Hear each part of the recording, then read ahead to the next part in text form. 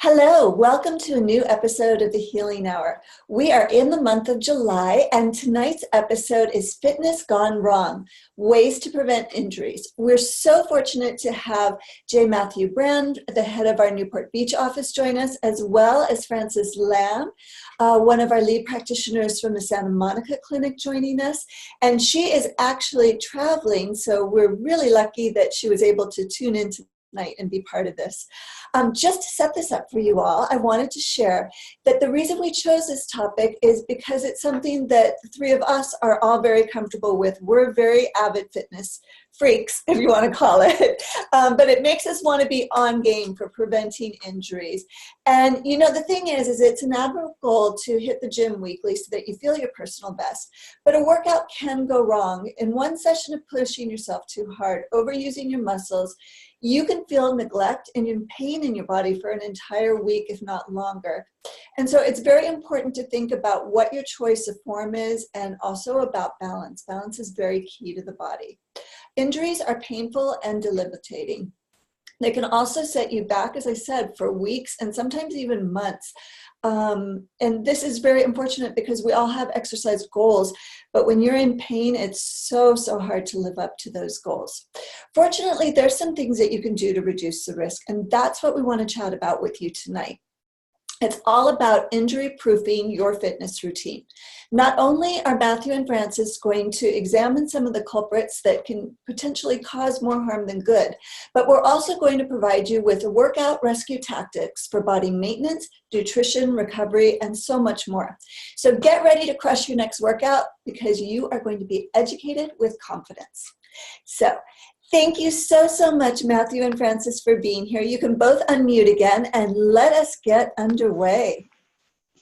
Thank you. And now for those of you also that are online with us, I see some people are starting to join on Zoom, and I know we have some of you that are on Facebook. Leah Jonas, who's our operations director, she's moderating over on Facebook. So if you have questions, please start submitting those to us now. And then the last 15 minutes of this episode, we will be answering your questions. And please know that you can ask any type of health-related question. It doesn't have to just relate to this particular topic, okay? Thank you. Okay, so first question, and this is for both of you. What inspired you to want to chat about this topic, and do you have fitness goals for yourself? I know I just told everyone we're all avid fitness people, so maybe we can dive into that a little bit deeper and share with them what our fitness lifestyles are like and why your goals are important to you if you have them. Who wants to start? I guess I will. So I could probably spend the entire hour just talking about this, because I have too many fitness goals to really cover in just a few minutes. But one of them is basic health maintenance. I start off my day that way. That's how I start every day off, is, I do, at least an hour of exercise in the morning. Mm-hmm. And that involves a variety of things, stretching, rotating all my joints, doing things that are actually not dissimilar from what Mao and Dao teach, like in their family lineage, foundational practices. Because, after you've been laying down all night and you're feeling kind of stiff, it's great to just kind of get things moving. And then after, stretching, then I do, the martial arts that I've been doing for a long time.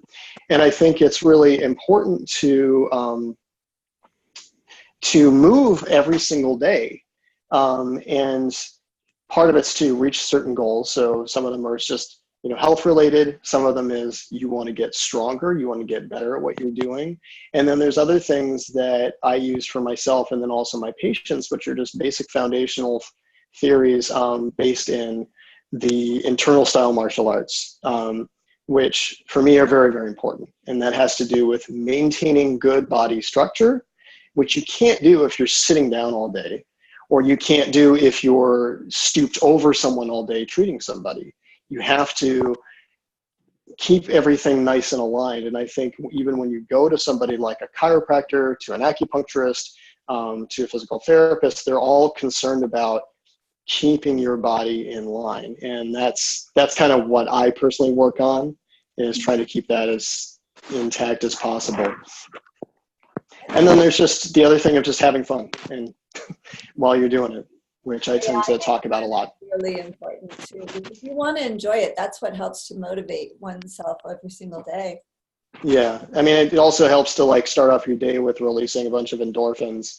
You know, that gets you going, and then you're starting off on the right side, you know, starting off on the right foot.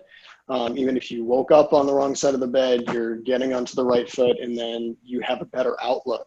And so there's that other factor, which obviously I think we all know about being fitness junkies, is that, you know, that's a great way to maintain mental health. Mm-hmm. Absolutely. What about for you, Francis? What do you have goals right now that you're working on in terms of fitness? Well, absolutely. And I think as all of us get older, it's very important to be active to a lot of different reasons. One, and we want to make sure that we are strong, right? In your day-to-day activities, there's so many different functional movements that we aren't really even aware of, that we can actually injure ourselves if we're not strong enough. From lifting our groceries, from walking the dog. I treat a lot of patients that have shoulder injuries from their dog pulling them, right? I'm always wanting to make sure I'm strong enough. So I do a lot of just free weights and working on my shoulders for that. We want to make sure that we are flexible, right? Just from reaching up to the cabinets to grab something, we're not thinking about it. But a simple movement just like that, we can actually injure ourselves if we're not flexible enough, and we stretch where we normally don't have that kind of a reach. So always making sure, one, I'm flexible. So I do a lot of stretching. Two, I'm strong enough, right? Just in case I need to pick something up or I'm lifting something. And balance. You know, I think those are the three proponents in my exercise routine, and I feel most people should really try and do that too. We want to address those three components. Balance, right? We don't want to fall. So to prevent any injury, we want to make sure we are doing some type of movement or exercise, qigong, tai chi being some of the best ones, to make sure that we can promote our balance. As we get older, what's called proprioception. Proprioception is really understanding where we are in space. And we lose that, the proprioceptive system starts to decrease as we get older. So something as simple as stepping off a curb and not understanding the distance between where the foot, where the curb is, and the ground, you can fall and injure yourself and have a pretty serious condition. Something simple as sitting down on a chair, not understanding where that space is, and you can actually sit on the floor instead. So those are three things in my exercise routine that I really try to address. I'm flexible enough. I do exercises just as simple as standing on one foot. I work with a lot of different weights, and I am in the water a lot. As you know, I swim and I surf. So that takes all three in endurance. So I think finding some type of routine that you enjoy, super important, because you want to continue these activities. Really, you know, you can. Jack LaLanne, I think, being one of the best examples, was active into his 90s. So there is no reason why any of us should not exercise. I think also with the exercise, the brain health. You know, we're all focused on our muscles and the physique, but I think a lot of us forget about how important exercise in brain health, right, and keeping us young. And there are plenty of studies that actually show exercise is probably even more important to keep our brains healthy, to decrease the onset of a lot of these aging type diseases such as Alzheimer's or dementia or cancer. That exercise is more important than, let's say, doing a crossword puzzle. That's very important too. But I think exercise is probably one of the top ways that you can decrease the rate of aging. I believe in that. You know, it's interesting because my father's going to be 99 in a couple of weeks. Congratulations. Every morning, thank you. And every morning, the first thing that they have him do is stretch. And then as soon as he finishes eating breakfast, they take him down to the gym. He lives in an assisted living home. This man is so incredibly active. His brain is completely sharp. And, you know, they attribute a lot of it, as does he, to the fact that he's exercising. He exercises more now in his late 90s than he did my entire time of growing up. I don't even think I was 18 and go into a gym until he hit about his 70s or 80s.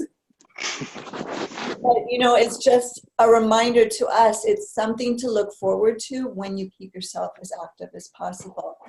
Okay, guys, let us go into talking about common injuries, because I think that it would be really good for everybody to understand what are some of the most common injuries that you see patients coming in for presently. Matthew, if you can answer that for us. Sure.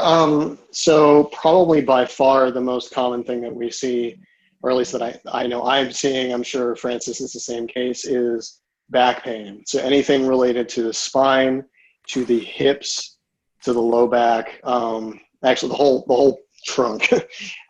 That's something that we see all the time. And definitely even if I'm not necessarily treating them for, say, hip or glute pain, because I do plenty of massage work and body work, people's hips and IT bands are always very, very tight. I can definitely speak that, you know, even for myself, which is testament to the fact that I should be really getting more work myself.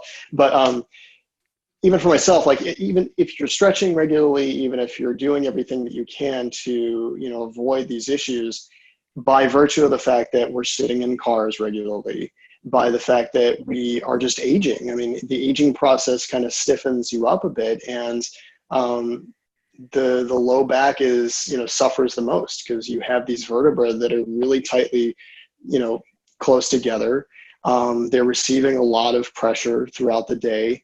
A lot of times, again, because we're sitting a lot throughout the day, either because of driving and or because of work-related issues, that's where people hold a lot of tension. And then when they go out and they say, if they're trying to then be active, you know, they're either doing it weekend warrior style, where they're inactive throughout the week, and then they're spending 2 or 3 days during the weekend really pushing themselves.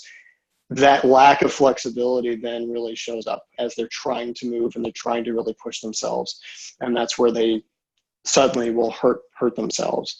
And it can be either during exercise, or it can be something as simple as, oh, I was reaching for something and then suddenly, oh, my back kind of gave out. And usually that's just sort of the final stretch, the straw that broke the back, almost literally in this case, because it's been leading up to that. And so, yeah, so back pain for sure. Okay. Francis, did you have anything you wanted to add to that? And I'm sorry, I can barely hear you. So I'm so sorry. Can you repeat the question, please? We were talking about the most common injuries that you see patients coming in for. Oh, okay. Thank you. So just like as Matthew was speaking about back injuries, but also shoulder injuries. And I think a lot of us also forget, one, the shoulder is your most flexible joint in the body, right? It's what's called a ball and socket joint. And within the shoulder, because it's the most flexible joint in the body, it has a very high risk of injury. So a lot of people have to understand that the shoulder joint is really composed of, there's 3 different planes, I like to say. Your clavicle, the shoulder behind you, and the humerus right off to the side. So all of those 3 planes meet right here at the apex of your shoulder joint. If there's a muscle, any muscle that's attached to those planes, that can pull from all different sides. So for example, your pec muscle is actually attached to the clavicle, but there's a part of it that's actually attached to your humerus. So what happens if you have tight pec muscles, that's going to pull your shoulder forward. Your biceps, also the same thing. Your biceps, you may feel this shoulder pain in the front, but what happens is that maybe in the front, but also in the back. The shoulder muscles, the rotator cuff muscles, those may be tight. You may have shoulder pain there, but it will also affect what's in the front. So we create a lot of shoulder injuries. And as Matthew was saying, back injuries just from our day-to-day. Unfortunately, most of us sit during the day. for our jobs or in the car. So in addressing back pain, you actually have to address the abdominals, right? I think we all know the core, but in the core, it's not only just your abdominals, but your glutes, your glute maximus, and the low back. So those three areas actually are your core. So those three muscles need to be strengthened. Mm-hmm. I think that's a really interesting point that you just brought up, because a lot of us always think that, oh, it's our stomach muscles we have to focus on. But as you just pointed out, it's really those three areas in tandem together that need to function properly. Exactly. Okay. What other culprits do we need to be concerned about? So you talked about how we sit, you talked about placement of the shoulder in the different areas. What else? Well, I think a very interesting culprit is actually overexercise. Mm. So there are plenty of studies that show there's actually a plateau that we hit that maximize the benefits that we can get from exercise. You start to go over that and it actually can have the opposite effect. Okay. So a really good example are the endurance runners, or what's called the ultra marathoners. Uh-huh. So a lot of studies have shown that actually it can really affect your cardiovascular system, where the heart, actually the walls start to thicken a lot. But when you go on an ultra marathon, and for example, a regular marathon is 26 miles. Ultra marathons are 66 miles. They last for about, on average, 17 hours. But the interesting thing is that they're usually in a place of beauty. Mm-hmm. Great, but sometimes those places of beauty have extreme temperature fluctuations. So Right. there's a really great race in Death Valley, and it's in July, and it's at a 4,000 meter incline. So in July, it's 116 degrees. So what happens to the body, as you can imagine, Mm-hmm. nausea, vomiting, hallucinations, right? A lot of headaches. You really are putting this extreme pressure on the body. So what happens is that the blood flow, now you need your muscles to work for you. So you're taking the blood out of your stomach, you're using it all in the muscles, and that's why you're getting a lot of digestive issues. Now what happens is that with those extreme endurance races, you need a lot of fuel, you need food for your energy, Mm-hmm. but again, you're going to have stomach problems because the blood can't help with the digestive system, because it's too busy trying to fuel blood through the muscles just to get you going. So you really have to be careful with extreme exercises and knowing when to stop. Weight training, too much weight training, you're going to injure yourself. You're going to break down your muscle and you don't give yourself enough time to recover. Mm-hmm. So those are some actual culprits that I think a lot of us aren't aware of, is actually over exercising. Mm-hmm. And how do we tie that back then? Maybe not the extremist fitness person, but that person who's just starting out with exercise, you know, where they're getting into a routine, but they might not be realizing that they as well are overextending themselves. Exactly. Really understanding if you're going to start a routine, you need to start slowly. Slowly meaning it could be, instead of doing a 45 to 1 hour, you may want to break it down to maybe a 10 to 15 routine, 3 or 2 times a day. Mm-hmm. Start slowly. Definitely you want to warm up. That's very important. I think a lot of people miss that part. 2 minutes, 3 minutes, 5 minutes of just some type of cardio. You can go walk up and down your stairs, jump rope, but do something, especially first thing in the morning. You want to start getting your blood flow. And in that way, once you start stretching, you're able to stretch longer, Mm-hmm. because you've got that blood flow and your muscles are ready. You've activated them already. Okay. If you are injured, if you are suffering from some kind of pain or soreness, understanding that you are sore and Mm-hmm. that your body's trying to tell you something. Listen to your body, right? So maybe you want to back off from, instead of lifting 100 pounds, maybe you only want to lift 50 pounds. That, I think, is really just being aware of what your body is telling you, right? Oh, my body won't be telling me to lift 50 pounds. My body, if I get 6 pounds, that's going to be good. Okay. Matthew, tell us about what exactly is body maintenance. This term is widely used, and I think a lot of us don't know. I didn't even really know what that means, but I know you do. Um, well, I mean, I think it actually can mean a lot of different things depending upon who you're talking to. I think part of body maintenance, because for me, that means part of what that means is something that Francis just touched on, which is very important when you're starting off with exercise. And I know that, and this is very much from personal experience, is that sometimes the first year or so of exercise can actually just be getting to know your body, getting in touch with your body so that you know how to listen to it. Because unfortunately, as important as it is to work with trainers, especially if you want to do something that's really well regimented, I think there's so many trainers out there. I know definitely in Newport Beach, there's like a trainer around every corner that you go to. But how much are they just really going to try to get you to be like them? Or how much are they going to allow you to come into yourself? And I think that's the real key, is finding your own baseline that you can work off of. So when you're working out, it doesn't have to be, okay, I need to drink 5 protein shakes in a day and like get, super ripped and, all these other things. Part of it can actually be something as simple as, working with someone doing yoga or, Tai Chi or Qigong, like what we do, and getting to know, what does it mean to move? How does this feel? Where am I feeling some imbalance? What does it mean to feel sore?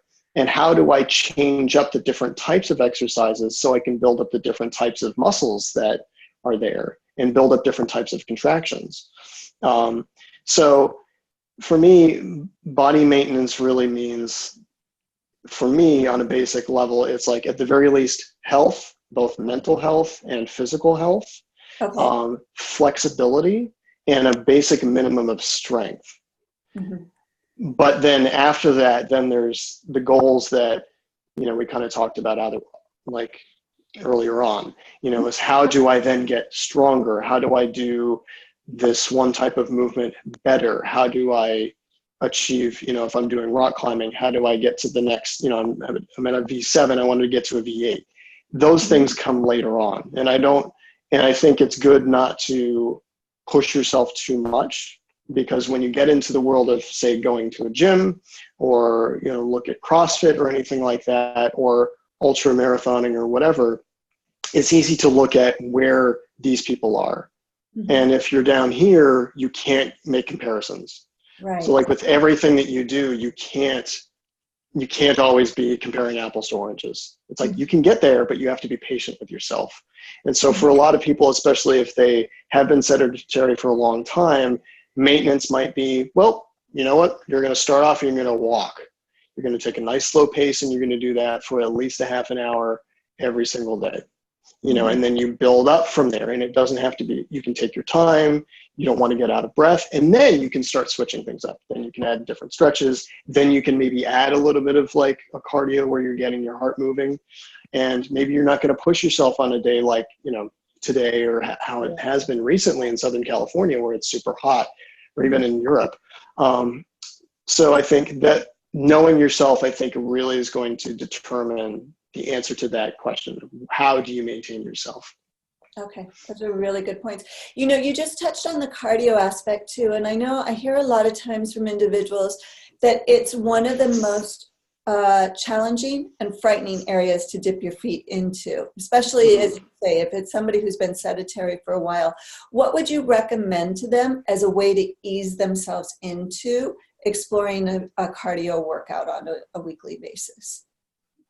So again, I think walking is probably one of the best things to do. So about 2.5 years ago, I ran my first and probably only marathon. And I actually, great experience, don't want to do it again. But I read a lot of material that was out there. And of course, in reading some books, you read books that have been written by people that have run many, many marathons. And the advice that they give to everybody is pretty much the same, that walking is a great way to start engaging with your muscles and to build things up. And so that then becomes a doorway into starting to then run. Mhm. And another thing that you can do to, in addition to just walking as kind of the starting of just getting your things moving, Mhm. is research that's been shown the beneficial effects on the heart of just doing sauna work. So in other words, not going into a sauna and doing Bikram stuff, Bikram yoga or anything, but rather just being in a sauna. Because then what that does is, there's great studies that have been done in Finland on, that were like over 16 years, where they looked at the benefits of being in a sauna for an average of 15 minutes at a time. And they found that basically the all-cause mortality rates like went down for everybody that was in the sauna about 4 times a week.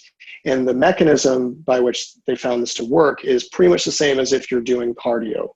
You're getting your heart to pump at a higher rate without having the potential of damaging your limbs. You're not going to injure yourself. In fact, you're going to relax your muscles, but you're going to promote the circulatory system functioning. So that would be something to kind of throw into the mix, I think, as a start into what you're doing. Okay, that's absolutely fascinating. I used to go to Finland. I've been many times actually. And I know that there it is very culturally, many homes have built-in saunas in their homes. But I knew that they did it for relaxation, and I never thought at that time and at that age to explore this other aspect of why they're doing it. And it entirely makes sense as you explain this, that it's just so good for the body. And the water's freezing cold too. Really nice to run from the water straight into your sauna. I mean that is something that they actually bring up in these studies. It's like, well, the benefits could be possibly because it's so cold, but still, I mean, I think saunas, regardless of type, if you're doing infrared, which doesn't have to get as hot to have those benefits, or a Finnish style sauna, either way, you're going to get some really great benefits. And again, it's like, you're looking at least 4 times a week, as a way of exercising your heart. So I think that's the thing that I think people get really scared about, is if you are overweight and you have been sedentary and your diet's not so good and you haven't been moving your limbs, do I just jump into running? Because then you worry about having a cardiac event, which obviously you don't want to do. So start slow. Okay, very good advice. Thank you. Sure. Well, let's talk about nutrition, Francis. Let's talk about the aspect of nutrition and how important that is to cultivating a healthy regimen in your patients. So aspects of nutrition, very important when you're exercising or trying to promote different things. So I like to say there's 3 R's you want to address. So first one would be to, let's say, refuel. Okay. Right? Exercising, you're already expending energy. Cardio, let's go back to cardio and endurance. So one of the first food groups, super important, are your carbohydrates. And I know a lot of people don't like to eat carbohydrates because they feel they're going to gain weight. However, I do have to stress that when you're exercising, that's a completely different segment that you have to think about. Carbohydrates is the first fuel that your body and your brain wants. And a lot of times the brain, that's the only fuel the brain wants. So your carbohydrates actually turns into what's called glycogen. So after your workout, you've already expended all this energy. Now there is the other reason why you want to eat your carbs, and you could do a carb and a protein combination, but you're trying to decrease fatigue, right? After your workout, you're also going to make sure once you've recover, that's the other thing, you need those nutrients that the carbohydrates will supply. So rebuild, that's the other R. Rebuild, you're on a strength training, you're trying to build muscle. Muscle is protein. So this is where you want to really emphasize your protein intake. And from the protein, it's the amino acids, right? The amino acids that our muscles are made of, and that's what we need. So when you're thinking of eating after you work out on a strength training program, the protein, now this is really important, whereas with the carbs, you really want to start replenishing within the first 30 minutes. that's when the cells, muscle cells activity start to really rebuild. But when you're strength training, you're basically tearing down your muscle in microscopic tears. When you recover and then those muscle starts to build up, your protein intake can actually last within those 24 hours. You don't have to quickly eat a meal within the 30 minutes, preferably within the first few hours, but really you can actually eat your protein within the 24 hours. Your protein intake, how much? Well, it depends, of course, on how much you weigh. On average, it's about 55 grams per, I believe and I could be wrong, but it's per kilogram of weight.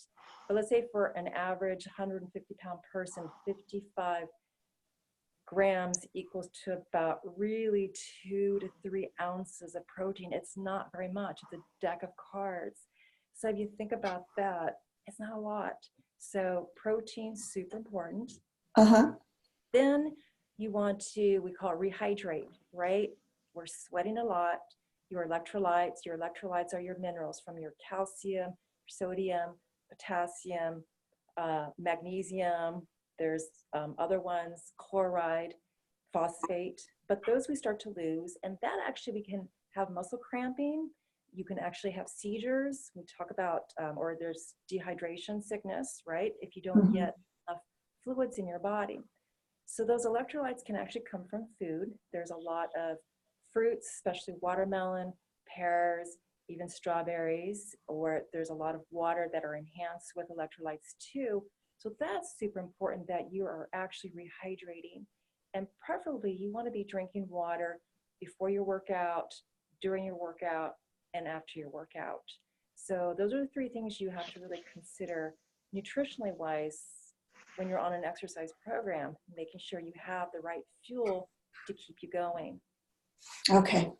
Thank you for that. Going back to Matthew. Matthew, I have another R for you. Explain to us what recovery principle is. So the recovery principle is kind of what Francis already talked about. You need to give your body the chance to recover after having pushed yourself. It is, of course, possible to push yourself hard every day if you're trying to get to be an athlete. Obviously, athletes are at a very different level than the rest of us because they're basically exercising, like a job, several hours a day. But even then, even if you're doing everything that you can to replenish your glycogen stores with eating carbohydrates within, a few, 3 hours or so after having exercised, or eating protein within 24 hours, you still need to rest. There's nothing that's going to ever replace the benefits of just good old-fashioned sleep, which not only does repair for your brain, but also allows your body to heal and repair in a proper way so that you're going to really do better the next time that you get in the gym.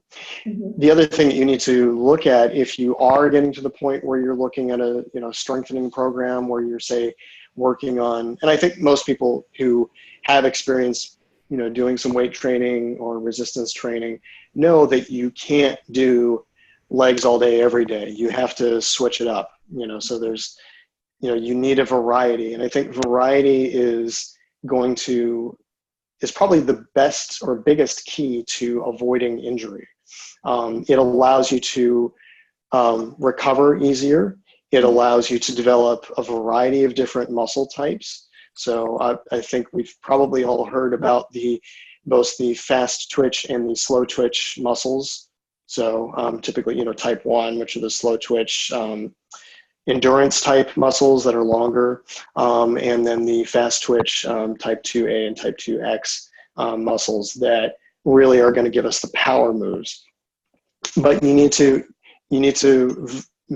vary it up, and recovery is really giving yourself the reps and switching it up, like I said. Okay, thank you.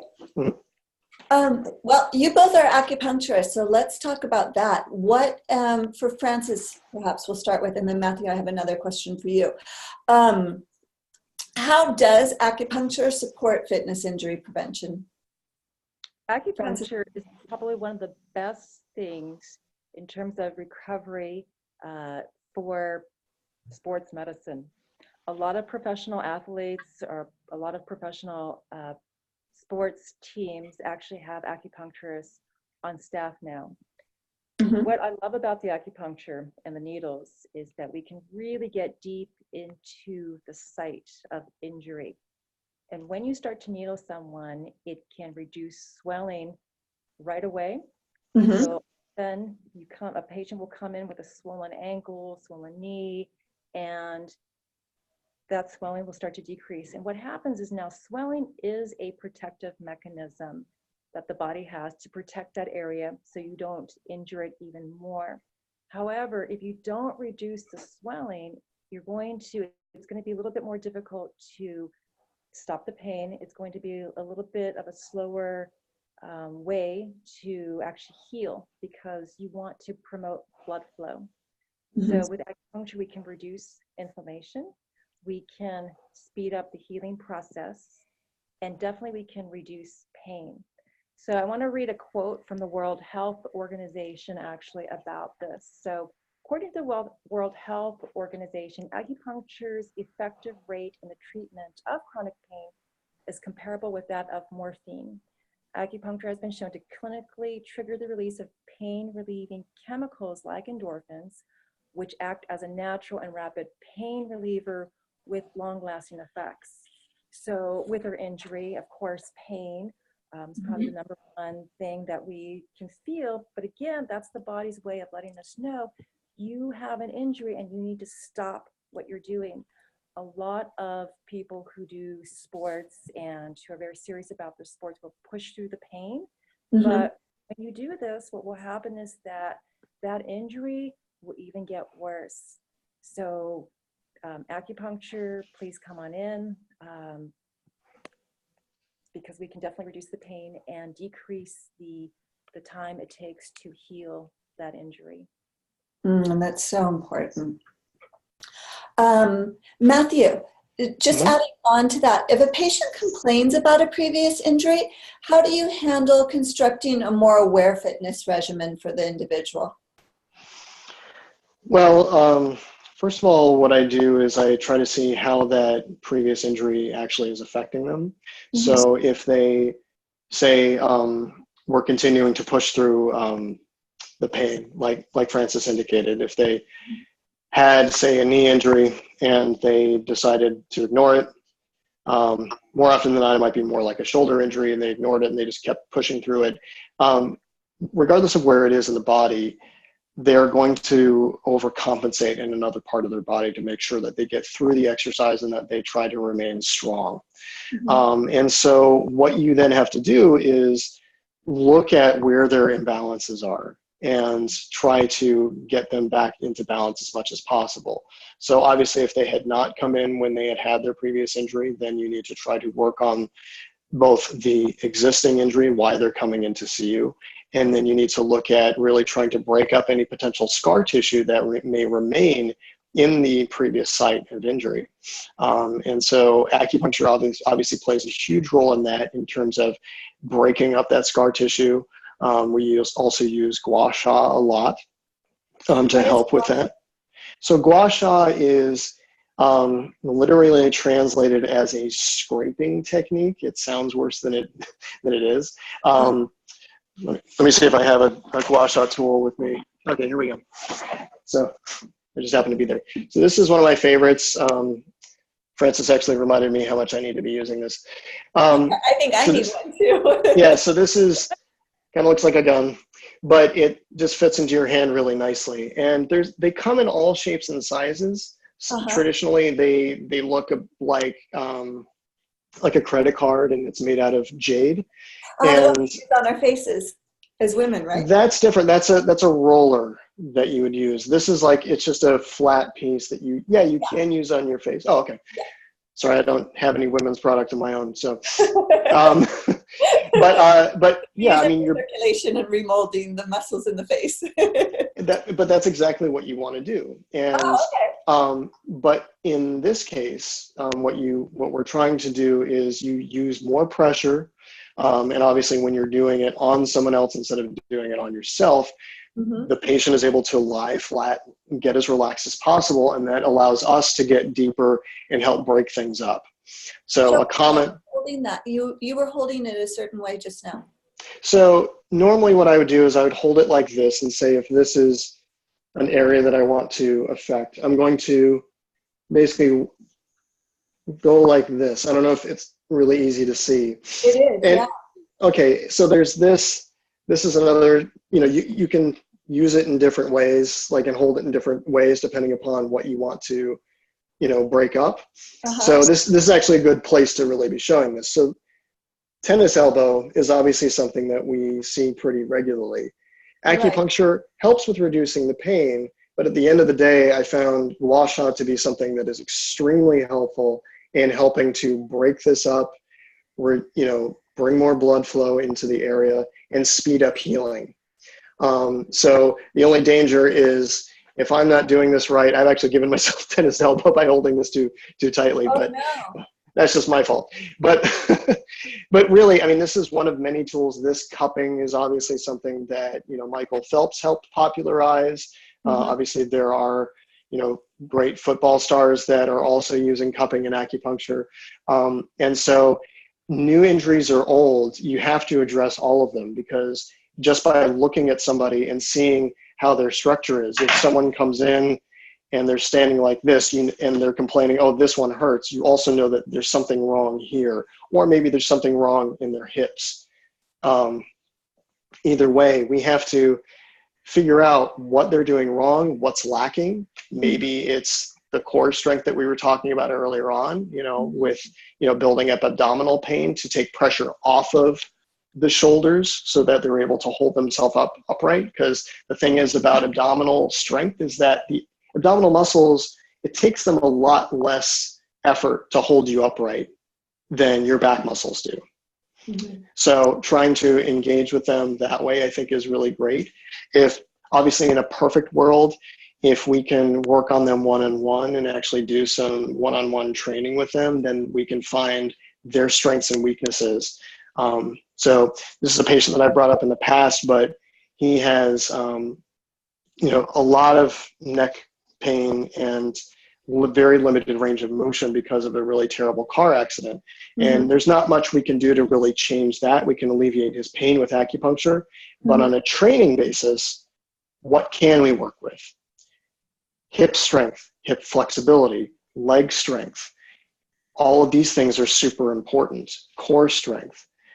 And so that's where we need to look at, like you suggested, look at what they have, what they don't have, what they can do, what they can't do, and build up from there. And of course, that's going to evolve over time. So interesting. I hope everybody's feeling what I am. I'm learning so much tonight, so I'm very appreciative to you both.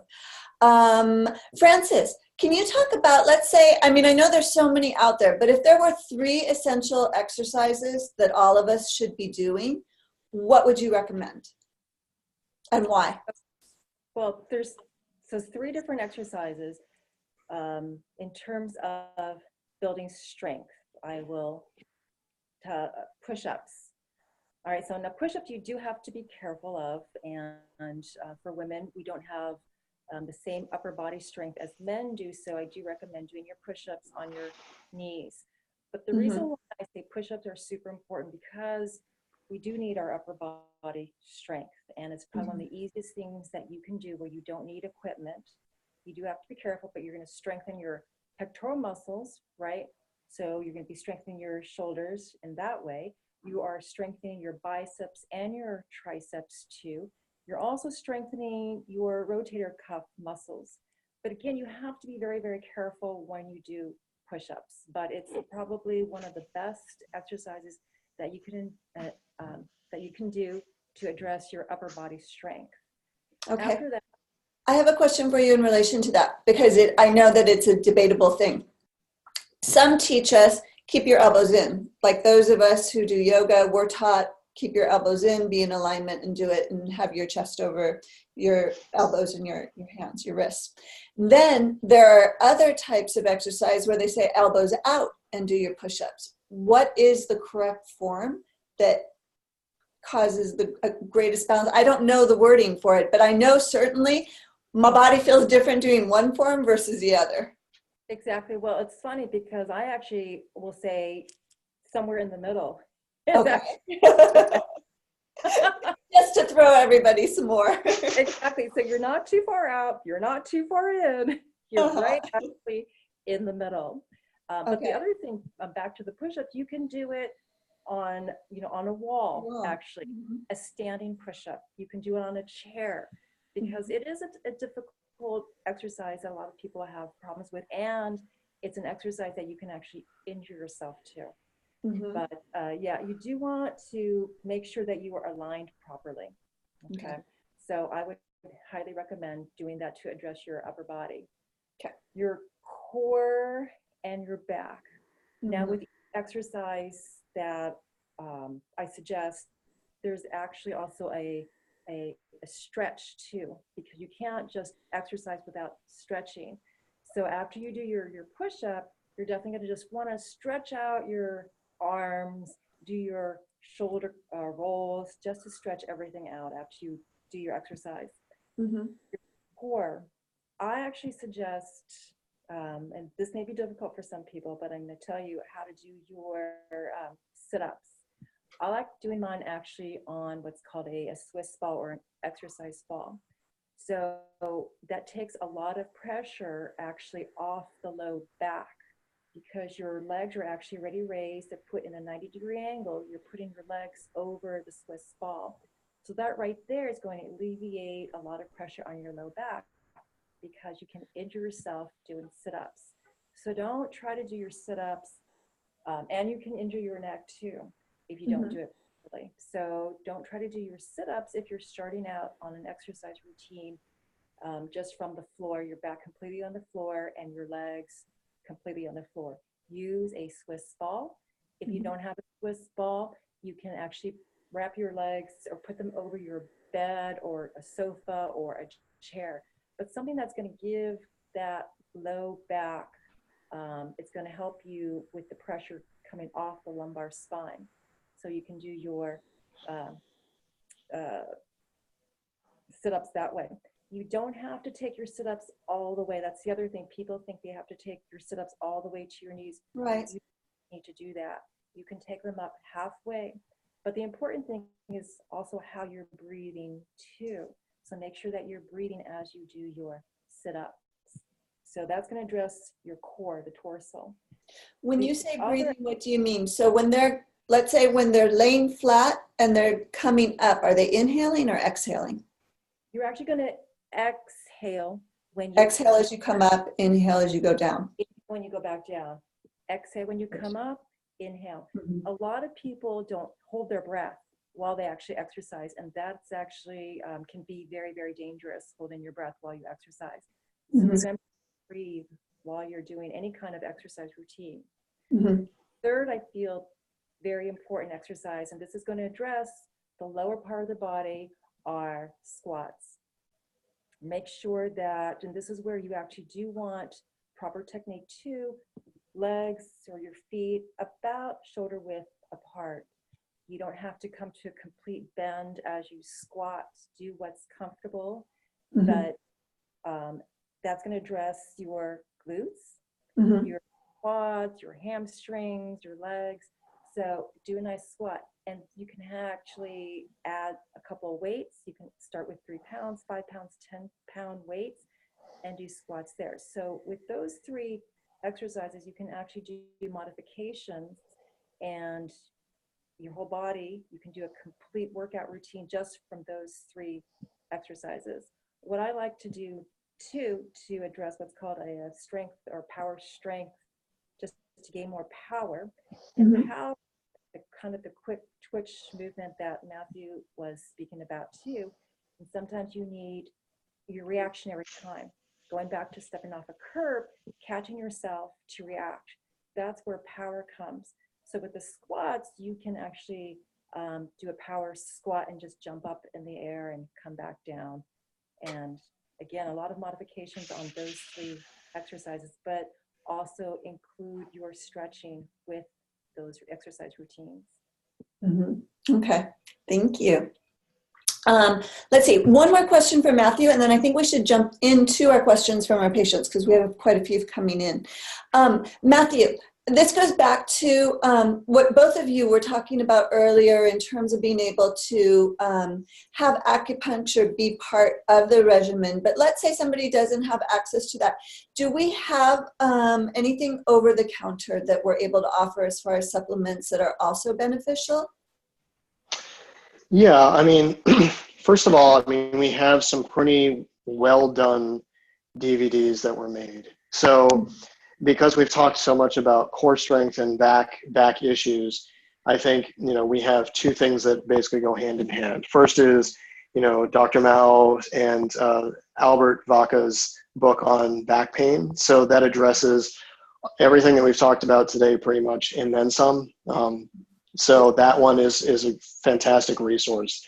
The other thing that goes with that is the back pain Qigong DVD, which is fantastic. And that one is something I know I just we'll use one or two things from there and have people do that, like say it at the end of a session, and remind them to do that. And I've had patients say they'll just do a handful of those exercises and say their golf game has improved tremendously, their back pain is reduced a lot.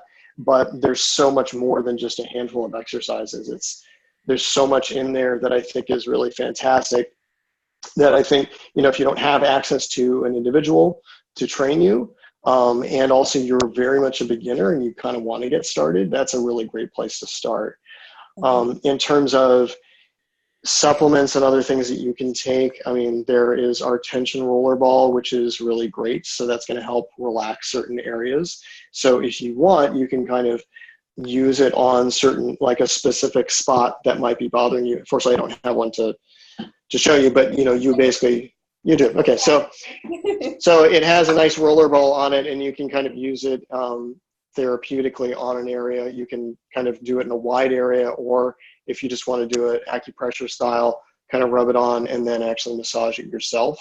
Yeah. Then there's the little ball that we have, the tension ball, which is also fantastic. So I think last time we had someone asking, like, if say you have issues on the bottom of your feet, for instance, and you can't reach it, that is a fantastic resource.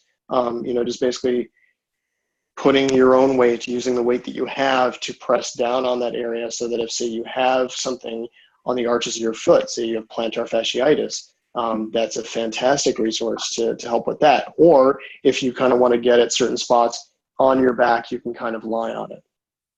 So those are some places to start. Okay, got it. Thank you. Mm-hmm. Okay, let us jump into questions, because as I said, we've got some questions that are coming in. We have quite a few, so we're going to have to move through them a little bit fast. For those of you that are on Facebook with Leah right now, please continue to send in your questions. She's passing them over to us. And likewise, for those of you on Zoom, you can type in questions in the chat box and we would be able to see them. Okay, first question. Let's see here. Okay, sorry, I have to go back a little bit here. Okay, first question. If you're trying to get in shape, should you take 2 days off a week or do a little bit each day? I feel you need to really do a little bit each day, because consistency in the routine is super important. So you're going to see a better result, let's say, for example, 30 minutes every day, or 30 minutes 5 days a week, versus 1 hour twice a week. So the consistency part in doing your routine is very important, especially when it comes to your cardio, right? You want to exercise your heart muscle every day if possible, and 30 minutes every day, or even 15 minutes every day, you'll see better results than more time spent just 2 or 3 days a week. Okay. Thank you. I hope that answers that question. Next question. What's the best way to stretch your hips and IT band? Matthew, you want to do that one? Sure. That is probably the hardest place Sorry. No, it's cool. But actually, probably one of the best poses that I know for that is actually the pigeon pose in yoga. So I don't really have the space to really be able to show you right now, but it's something I actually show people a lot. But the short version of it, so you're gonna have to see my feet, is you're basically getting this part of yourself in front of you. And traditionally, I think, I don't do much yoga, if any, but I believe you then get the other leg behind you. So you're basically stretching, Correct. The hip flexor. You don't have to do it that way if you have a low table. One way in which I like to do it is you can get that on the table, lay down on it, and just gently sit into it. And that actually is really going to activate not only the IT band, but also your glutes. And that I think is a fantastic way of engaging with the IT band. There are other ones that are a little more difficult that we would have to show you in-house, sort of getting your legs opposite each other, and then whichever, say if these are my hips, if I have my legs this way and then this is my affected IT band, then I'm going to push myself this way. So that's another way in which you're able to do that, and you can kind of lean up against a wall while you're doing it. So those are a couple stretches that are really great, but obviously get someone to work on you if they can. Because the other thing is, again, taking that ball that we have and kind of sitting on that if you can, or if you have a foam roller, kind of applying pressure to that and really just kind of trying to help loosen it up, because the IT band is difficult. I mean, that's, like I said earlier on, hips, we all have tight hips. You sit down for an hour a day, you have tight hips. No, it's true. I think especially, well, I don't know especially, but for women, we tend to hold a lot in our hips, and we're crossing our legs. Even when we're sitting, we're still crossing our legs, most of us. So then you've tightened everything up even more. Yeah.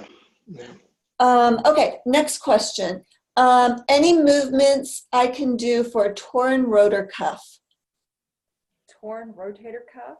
Rotator cuff, I'm so sorry. Yes, rotator cuff.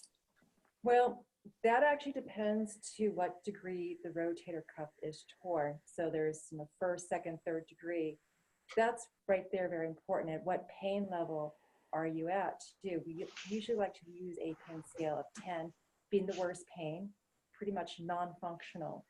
So that's a question that's going to be difficult to answer because it just depends on where you are in your injury. But plenty of exercises which you're going to be strengthening. I'd advise definitely to do acupuncture to speed up the healing process, because if you have something that's torn to a, let's say a third degree, that's a pretty severe tear. And sometimes certain movements can actually make it worse. So you be very careful. Where is that injury? And there's certainly a lot of different movements that you can do that can strengthen the rotator cuff. The rotator cuff, there's 4 muscles that you need to address. So exactly where that tear is also very important. Okay. Do we want to give an example of what can be done, or is it best to know what that individual is feeling before giving an example? It's probably best to know what can be done, because there are a lot of different strengthening exercises. So I think a really good one, for example, but just even stretching, it's called the wall crawl, where you're just get right in front of a wall as close as you can. Oh, like a cat, that one. Exactly, and just slowly use your fingers to crawl up the wall. And so what you want to do, and don't try to force yourself, right? Never force the body to do something. When it hurts, that's your body telling you to stop, right? But you actually try and stretch this area all the way into the wall to give that whole shoulder a nice stretch. It feels so good too. I think that should be a mandatory exercise for everyone, but I am not the practitioner, so don't listen to me. But it does feel really good for the shoulders. It does. Okay, next question. I hope we answered your question. If you want to give us more details, please pass those over to Leah and she will send them on to us. But in the meantime, the next question is from here, actually. If you have a big goal like running a marathon and aren't active, what kind of timeline should you give yourself? Maybe Matthew, if you want to start, and then Francis, you can add on if you want to. Oh, sure. Was that are not active? It says, if you have a big goal like running a marathon and aren't active, what kind of timeline should you give yourself? If you are not active, I would actually highly recommend doing at least, 9 months. Okay. Especially if you are pretty sedentary and you're going from baseline 0. And I've been active for a long time, and I think I trained for about 6 months before I ran mine. So that was a lot of training. But so you're talking about, and I would say, if you can be generous with yourself, give yourself a solid year, because that's a huge thing to accomplish. You want to be able to do it right without actually injuring yourself. So like I said earlier on, starting off with walking every day, and even as Francis said, I mean, if 15 minutes is all you have on a given day, that's fine. If you can do 30 minutes in a day, that's great. And then your weekend warrior days should not be more than like maybe 45 minutes to an hour on a cooler day. And again, this is when you're just starting for the first like couple months. Then afterwards, then you can look at maybe doing a slow paced jog. And you need, whenever you're doing it, and there's plenty of good resources that kind of go over training plans. You're then talking about, into the second or third month, then doing maybe like a mile once or twice a week, in addition to all the walking that you're doing, then slowly increasing it. You're not looking at like month 3, you're already, ready to do your, 20-mile lead up. No, like that's the last month before you do it. And as we pointed out earlier on, you need to make sure that you're well hydrated before then, that you're eating probably a couple hours before you're getting out there and starting your running regimen. Walking, it's not as big of a deal, but basically you want to make sure that your body is able to take the resources that it has already digested. You don't want to be digesting while you're moving. You want to already have been digested. You want your blood flow to be going to your muscles, not here. And so that you're then encouraging your muscles to slowly build up over time, even when you're walking. And then again, find a partner if you can and read some books about it. And it's not, I don't think you need to go hardcore with this. Sorry, maybe going on a little bit too long, but one thing that was recommended to me, because I found when I was doing my 13 and 14 mile runs, I was feeling good, and then my knees were starting to feel really terrible. And then someone pointed out to me, there is actually what's called a run-walk method. You run for 6 minutes, you walk for 1 minute. You run, and you can alternate the amount of time that you're doing it. So that way, you're kind of giving yourself recovery breaks. It's not cheating. A lot of people do this. A lot of long-time marathoners do this. You actually can get a better time, and you're not injuring yourself. So that's something worth considering. And like I said, you can vary up the time. It can be 3 minutes running, 2 minutes walking, however you want to do it. But these are also things to consider down the line as the goal. You don't want this to be torture. You want to be able to enjoy it as best as you can. And also, if this is your first of possibly many marathons, you want to make sure that you still have good knees at the end of this. Okay, thank you. I know we're coming up on the hour. We have 3 more questions. Is that okay with you both? Yeah. Yeah? Okay, so next question. I think this relates back to Francis's discussion earlier. This individual wanted to know if you could give examples of good carbohydrates. What do you recommend as carbohydrates and protein? Sorry, protein too. Oh, yes. So good carbohydrates. All your fruits are carbohydrates. So always definitely grab a piece of fruit. Your grains from different breads, and even if you are gluten-free, or gluten intolerant, there's a lot of different breads and food products that have no gluten in them. So your grains are super important, from your quinoa to your oats to millet or amaranth, brown rice. So include something like that in there. Another really great carbohydrate, and I only recommend this to people, marathon, you're going on, or triathlon, because it's called carbohydrate loading. So even the day before, you know, you're going to do maybe, again, a triathlon or a big marathon. There's different pastas, I have to say, and this goes to people that I know that are not at the professional level, but they go on all these races for the last 20 years, carbohydrate loading. And again, your pastas can be with your grains that are, they don't have to be wheat. There are plenty of grains or plenty of pastas that are made with even edamame, soy, or beans, with spinach and things like that. So look for, and I'm going to have to emphasize, organic type food products. And so let's see, you've got your grains, you've got your fruits, and those are probably your best carbohydrates right now. Okay. Potatoes also, I'm sorry, your potatoes, whether it's yams or sweet potatoes, and beans, actually. Beans work both as a protein and a carbohydrate source. Lentils are a little bit easier to digest. Oh, yeah. Kidney beans and things like that too. Okay. Thank you. Okay. I hope that answers the question. Okay, 2 more questions. Let's see. The next one, these are not related to tonight's topic, but 2 of our patients have had very important questions they wanted to ask. The first one is, what is the best product for old injuries and nerve injury in particular?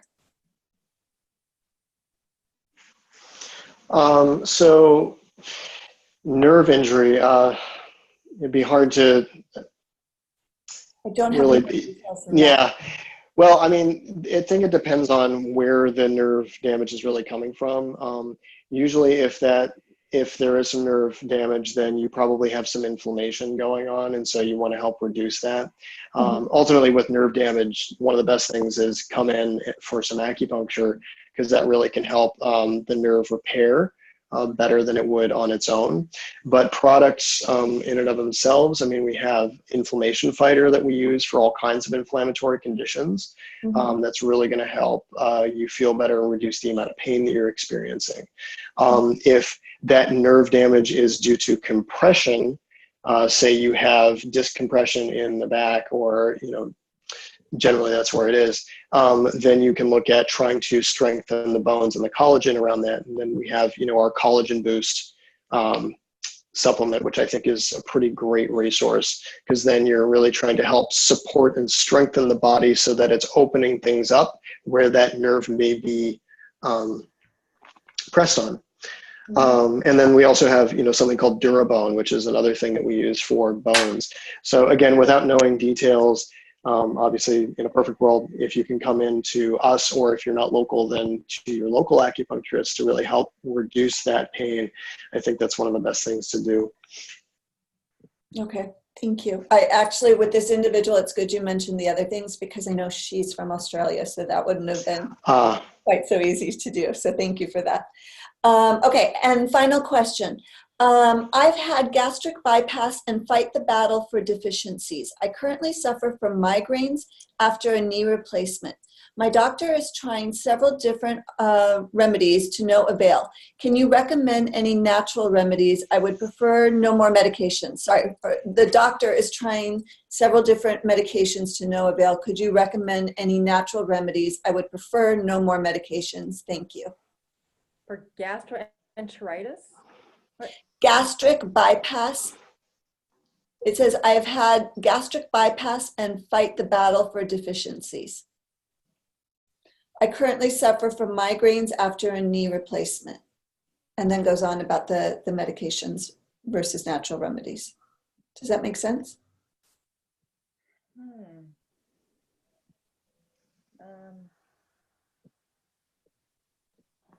So she's trying to address migraines and gastric bypass and a knee replacement.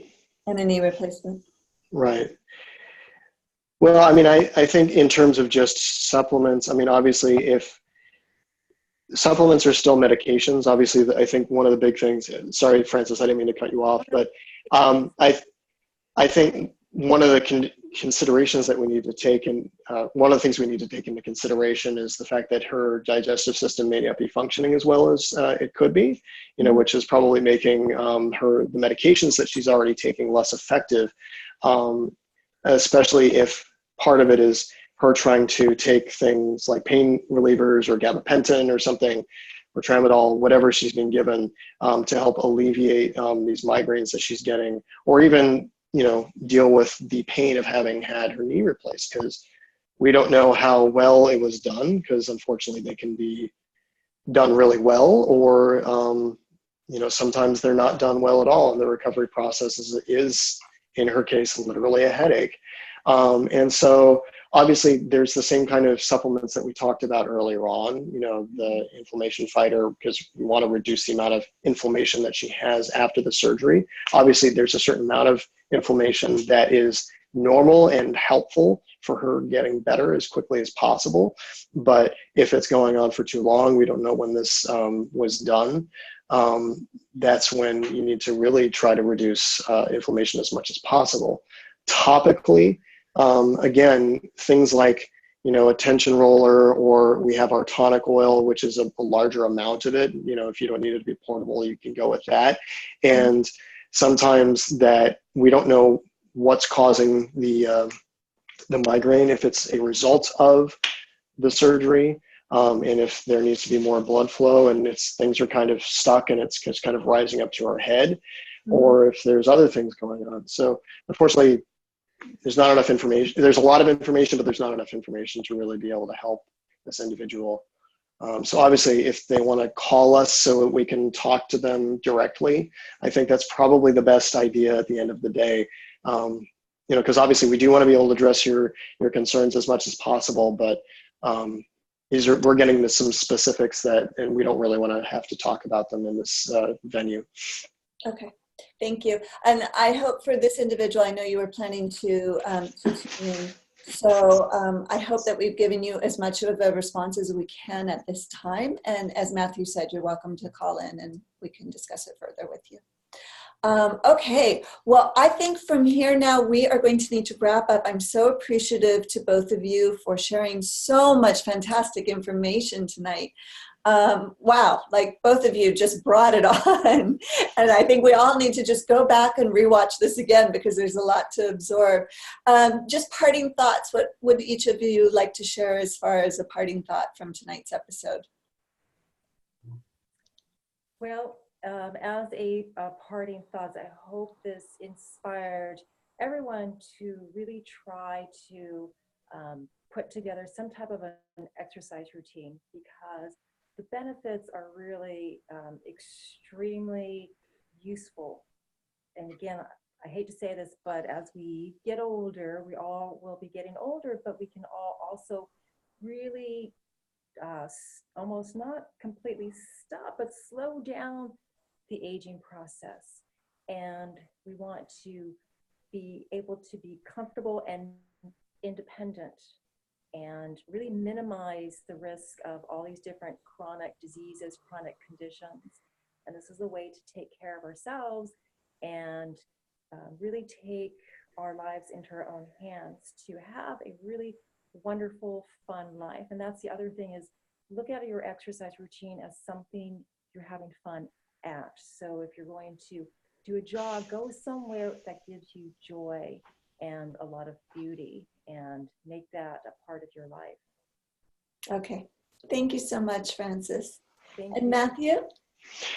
Yeah, I just want to, obviously we've talked about a lot of things surrounding exercise, and obviously the main theme is injury. And so if you haven't been active for a while and you're looking at getting back into it, I don't want us to really convey, I don't want the message that's being conveyed to be that if you start exercising, you're going to start falling apart. Really, the message is that, yes, this is work, but it's work on you.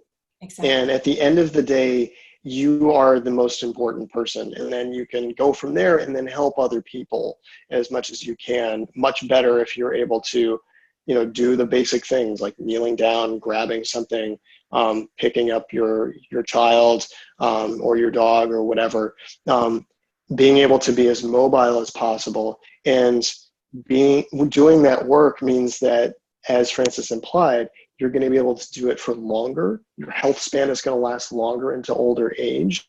And, like, Tiffany, you were talking about your father. It's like, being, 99 and still exercising more than he has and probably enjoying himself more than he has, when he was younger. And that's really what we all want, is to put that work into ourselves so that we can enjoy ourselves and understand that injury is just part of the process, just like illness is, if you're not doing anything. Mm-hmm. So get out there and have fun.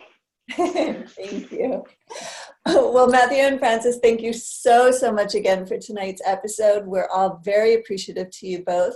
For those of you that are viewing, we hope that you enjoyed tonight's episode as well. I just spoke on your behalf and decided you did. So I hope you're getting a big smile right now and shaking your head yes. This episode is available for replay immediately following our conclusion.